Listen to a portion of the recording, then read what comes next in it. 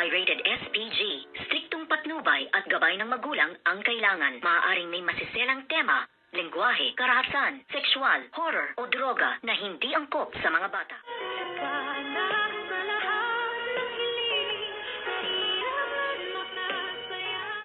Good morning and welcome sa aking munting channel. Meron na namang isang masamang plano. Ito nga kasama ni Madam Chantal at si Madam Chantal para sirain nga ng tuluyan ang karinderya nito ngang si Miss Lynette Santos kasama si Aling Susan at ito ngang si Josa, at dito nga ay sinundan nitong private nurse nitong Madam Chantal si Changsu, at ito nga ay nakita ang kanyang pustiso at ito nga ay kinuha niya at inilagay sa soup sa mga isa sa mga kaibigan niya. Wala bang CCTV dyan sa Apex para hindi nyo makita at ma-research kung ano talaga ang tunay na nangyari? At dito nga ay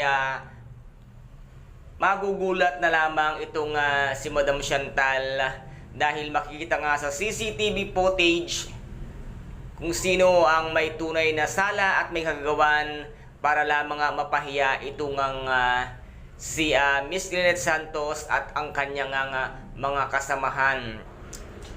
At dito naman nga ay laking gulat nga din yan nang malaman nga ni Changsu na ang kanyang pustiso nga naman talaga ay nandoon nga sa soup ng kaibigan nga nitong si Madam Chantal. At dito naman ay nawindang at nagulat ang lahat nang sabihin nga ni Nurse Ivan na ito nga daw si Zoe ay bigla-bigla na lamang hinimatay.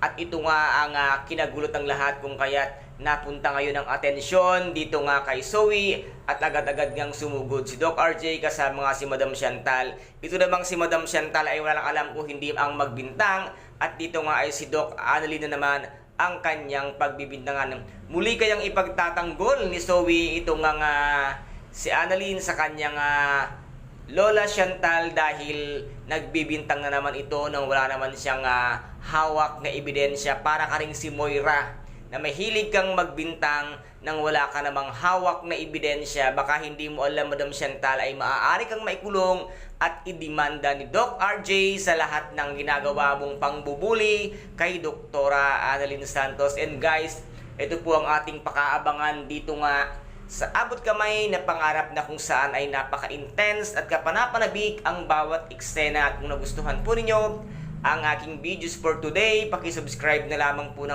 aking channel, paki-like and share para maging update kayo sa lahat ng gagawin kong videos. Maraming salamat po. Ingat, God bless, and bye-bye!